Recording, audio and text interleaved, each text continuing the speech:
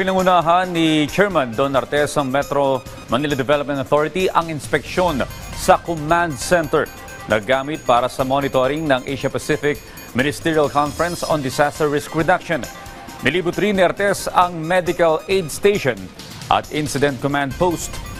Humigit kumulang 570 ang nakadeploy na tauhan ng Office of Civil Defense kasama ang Bureau of Fire Protection at Department of Health.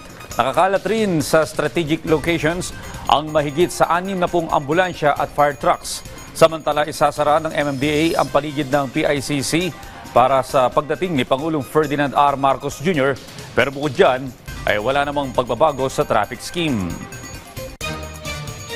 79 countries ang nag-participate at nasa 6,000 delegado ang magpa-participate po dito sa event na to.